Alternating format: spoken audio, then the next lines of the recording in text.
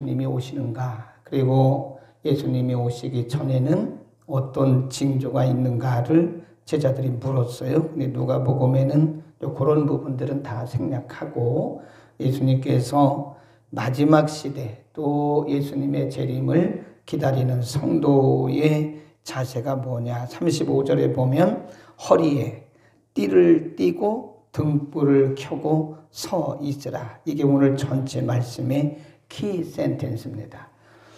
허리에 띠를 띈다. 그 말은 준비된 상태를 얘기하죠. 우리가 전쟁에 나가는 사람이 군복을 입고 항상 보면 마지막에 띠를 띠죠. 우리 일반 평상복 정장을 할 때도 옷을 입고 허리에 띠를 띠죠. 이건 준비된 상태, 모든 것이 완료되었다라고 하는 준비 완료된 상태를 의미하는 거고요. 등불을 켠다. 그 말도 주로 그 뒤에 36절에 설명을 하고 있는데, 너희는 마치 그 주인이 혼인집에서 돌아와 문을 두드리면 곧 열어주려고 기다리는 사람과 같이 되라 그랬어요. 밤에 올는지 낮에 올는지 모르잖아요. 특별히 이 팔레스타인 지역, 이 중동 지역, 그 이스라엘 지역에는 이 혼인식이, 결혼식이 밤에 열린다고 그래요. 밤에.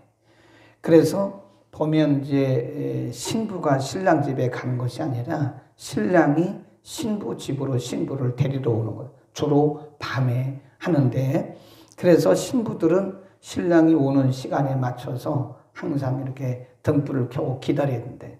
그런 것을 연상하시면서 예수님께서 이 마지막 때는 예수님을 맞이할 마지막 시대의 성도들은 어떻게 되느냐, 마치 그렇게 깨어서 등불을 들고 그리고 허리에 띠를 띠고 준비 완료된 상태를 하라, 그런 뜻이죠.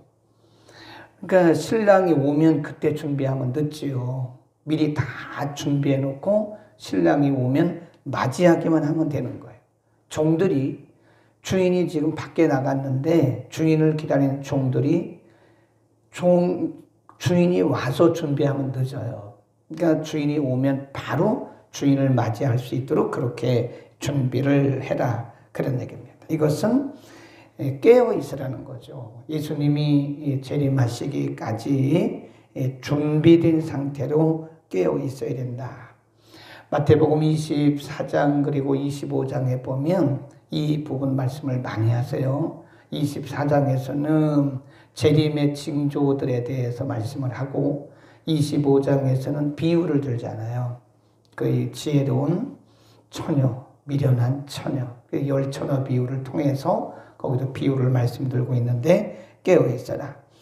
오늘 본문 말씀뿐만 아니라 성경에 보면 근신하라는 그런 표현들도 참 많습니다. 깨어 있어라.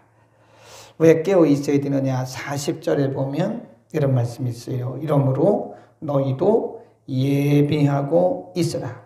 언제 오신대요? 생각지 않은 때. 생각지 않은 때에 인자가 오리라.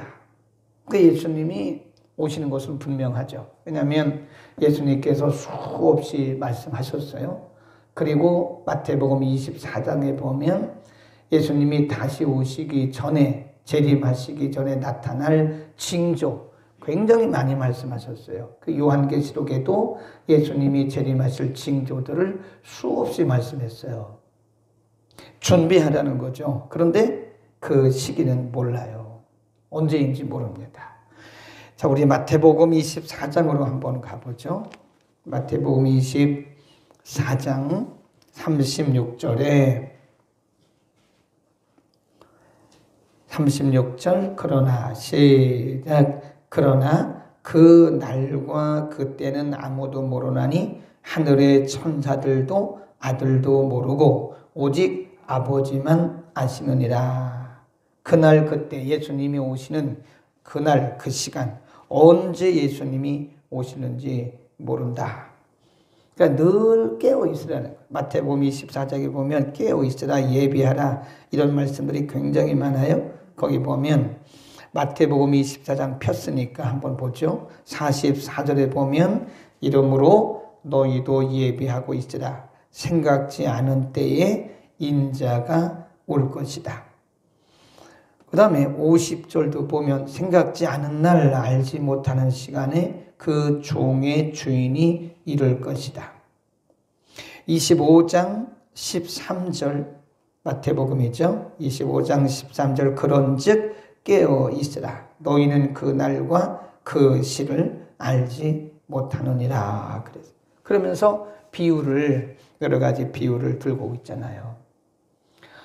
이 마지막 시대를 살아가는 우리들은 무엇보다도 깨어 있으면 준비해야 됩니다. 분명히 깨어 있어라. 허리에 띠를 띠고 등불을 켜고 앉아 있으라, 서 있으라, 서 있으라.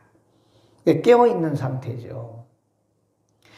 허리에 띠를 띠고 등불을 켜고 서 있어라. 그러니까 완비하고 완료하고 준비 완료하고 기다려라.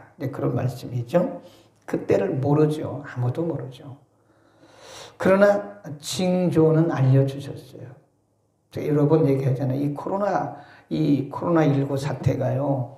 예수님 오실 징조예요. 징조 중에 하나로 보셔야 됩니다. 근데 우리는 이 바이러스에 매여가지고 여기에 전전긍긍하면 우리가 좀 눈을 좀 넓게 열어야 됩니다. 마태복음의 24장에서 말씀한 예수님의 재림의 징조 중에 하나예요.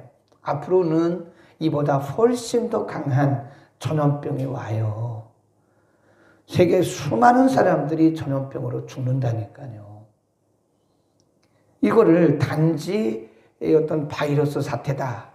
세계적인 어떤 전염병이라, 코로나 팬데믹이다. 이 정도로만 알아서는 안 돼요. 우리는 이것을 보는 자마다 예수님이 오실 날이 가까웠다. 더 깨워서 기도하고 준비할 생각을 해야지.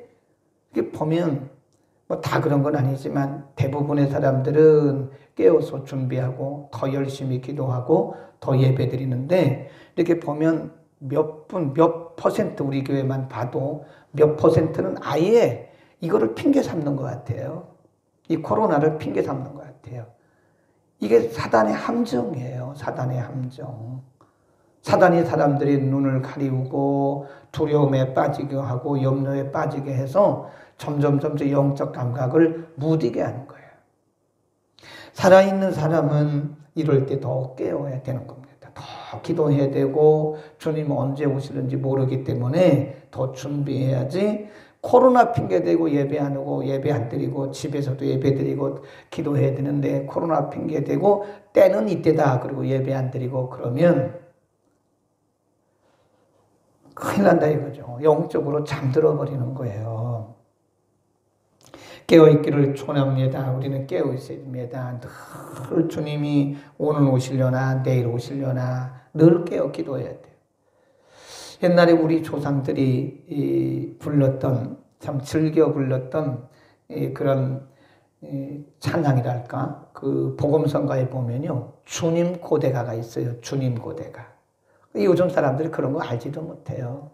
그거 아세요? 주님 고대가. 낮이나 밤이나 눈물 머금고 그런 찬송이 있어요. 아세요? 네. 내 주님 오시기만 고대합니다. 그러면 그 다음에 거기에 가사에 보면요 이런 것도 있어요. 다른 찬송인데 서쪽 하늘 붉은 노을 이런 찬송도 있어요. 그러니까 붉은 노을만 봐도 주님이 오시는 거 한다. 우리의 믿음의 성도들은요 초대교회 성도들은 그렇게 살았어요. 네. 주님은 얼마나 고대했으면 주님 고대가가 있다니까요. 서쪽 하늘 붉은 노을만 봐도 주님이 오시는가 그렇게 기대했다니까요. 근데 요즘 사람들이 꼭 노아의 시대 사람들하고 똑같아요. 예수님 말씀하셨어요. 한번 다 보세요. 마태복음 24장에 보면 마치 노아의 때와 사람들과 같을 것이다 그랬어요. 마태복음 24장 37, 38, 39 한번 읽겠습니다. 노아의 시작. 노아의 때와 같이 인자의 임함도 그러하리라. 38. 홍수 전에 노아가 방주에 들어가던 날까지 사람들이 먹고 마시고 장가들고 시집가고 있으면서 홍수가 나서 저희를 다 멸하기까지 뭐 하지 못했어요? 요게 중요해요. 이게 키워드예요. 깨닫지 못하더라 이거예요. 뭐에 취하는 거예요? 먹고 마시고 시집가고 장가가고, 이게 먹고 마시고 시집가고 장가가는 게 잘못됐다는 것이 아니라 욕심에 취한다는 거예요. 사람들이 깨닫지 못하는 거예요. 홍수가 와서 다 죽어가는 순간에도 깨닫지 못하는 거예요. 여러분, 우리는 깨어 있어야 됩니다. 깨어 있다는 말은 영적 감각을 얘기하는 거예요. 여러분, 인터넷에서 한번 집에 계시는 분들도 얼마든지 찾을 수 있어요. 주님 고대가. 그렇게 하면 다 뜹니다. 주님 고대가. 주님 고대가라는 찬양을 참 복음성가, 옛날엔 복음성가라고 했는데 그 복음성가를 찾아서 늘 불러보고 기도하면서도 불러보고, 세상이 뭐 싫어서 그런 게 아니라 우리가 그 뒤에 가보면 할 일은 다 해야 돼요. 그래도 거기 보세요. 37절 누가복음이죠. 누가복음 12장 37절. 그러면 또 예수님이 어떤 사람이 되어야 되느냐, 누가 복이 있느냐. 37. 주인이 와서 깨어있는 것을 보면 그 종들은 뭐가 있다고 그래요? 복이 있다. 주인이 오는 날에 깨어있는 그 종들은 복이 있다. 그 다음에 42절. 주께서 가라사대 지혜 있고 진실한 청지기, 그 줄 거놓으세요. 그러면 우리는 이 마지막 때를 어떻게 살아야 되느냐. 다 말씀해 주셨어요. 지혜 있고 진실한 청지기가 되어 주인에게 그 집 종들을 맡아 때를 따라 양식을 나눠줄 자가 누구냐. 주인이 이를 때에 그 종에 이렇게 하는 것을 보면 그 종이 뭐가 있다고 그래요? 복이 있다. 거기 복이 있다는 말 2번이나 하셨어요. 그러니까 깨어있다는 말이 단지 뭐 기도만 하고 예배만 드리고 있다 그런 뜻이 아니고 진실하게 충성된 종이 되라 이거예요. 그러니까 내일 주님이 오실런지, 오늘 밤에 오실런지, 뭐 오늘 점심 때 오실런지 우리 모르잖아요. 그러나 중요한 것은 충성된 청지기가 되라는 거예요. 잘못된 종말론자들이 있잖아요. 간혹 보면. 그러니까 예수님 당시도 있었고 또 사도 시대에도 있었어요. 극단적인 종말론주의자들. 종말론을 우리가 가지고 살아야 돼요. 종말론. 그러나 종말론주의는 잘못된 거예요. 우리가 귀신을 쫓아야 됩니다. 그러나 귀신론주의자는 굉장히 위험합니다. 우리는 그걸 극단주의자라 그래요. 항상 제가 얘기하잖아요. 신앙은 균형을 잡아야 돼요. 한쪽으로 치우치면 그건 극단주의자예요. 예수님의 재림을 기다려야죠. 근데 극단주의에 빠지면 재림론주의자가 되는 거예요. 귀신을, 우리가 귀신의 정체를 분별하고 귀신을 쫓아야 돼요. 근데 귀신에 너무 집착하면 귀신론주의자가 돼요. 그건 병들은 거예요. 그러니까 종말론주의도 병들은 거고요. 귀신론주의도 병들은 거고요. 무슨 주의는 다 병들은 거예요. 우리는 그래서 이 균형을 잘 맞춰야 되는데, 잘못된 종말론주의자들은요, 현실을 부인합니다. 현실 부인해요. 그래서 예수님이 곧 오실 텐데 뭐 우리가 직장 다녀서 뭐 하고, 예수님 곧 오실 텐데 결혼은 뭐로 하냐. 예수님 곧 오실 텐데 아이는 뭐로 낳냐. 이게 극단적인 종말론주의자들이에요. 잘못된 비성경적입니다. 이거 병들은 겁니다. 그렇게 되면 안 돼요. 오늘 주께서 말씀하신 것이 뭐냐? 주인이 오는 날에 각각 진실한 청지기가 된 사람. 거기 보면 지혜로운 청지기가 된 자들은 그날에 복이 있다. 그 무슨 얘기인지 아세요? 예수님이 언제 오실지라도 우리 각자에게 맡겨지신 일을 충성되게 감당하라는 거예요. 오늘 오실지라도 오늘 우리는 오늘 우리의 사역을 해야 돼요. 주님 오실 날이 얼마 안 남았으니까 그냥 무의도식하면서 이 집 저 집 다니면서 시간이나 보내고 그거는 정말 잘못된 종말론주의자예요. 우리는 오늘 우리에게 맡겨진 일을 해야 됩니다. 46절에 보면 생각지 않은 날 알지 못하는 시간에 이 종의 주인이 이르러 어미 때리고 신실치 아니한 자의 받는 율에 처할 것이다.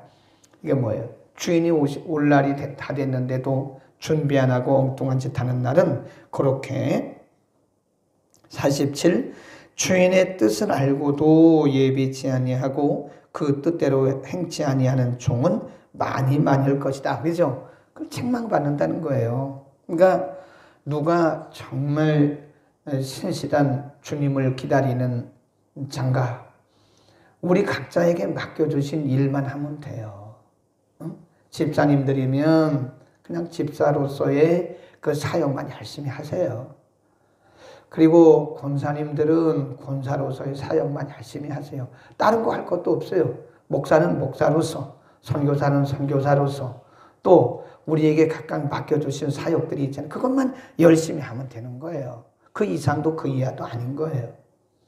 그러니까 정말 건전한 성도, 건강한 성도, 예수님을 기다리는 건강한 성도는요, 그냥 그날 주어진 사역을 그냥 너무 막 그냥 들내지 말고 조용히 잠잠히 감당하면 되는 거예요. 주인이 온다고 그래서 종들이 막 들내고 뭐 그럽니까? 그냥 각각 조용히 충성되게 자기 맡은 일을 감당하면 되는 거다. 48절에 이런 말씀, 굉장히 중요한 말씀이 있어요. 알지 못하고 맞을 일을 행한 종은 적게 맞을 것이다.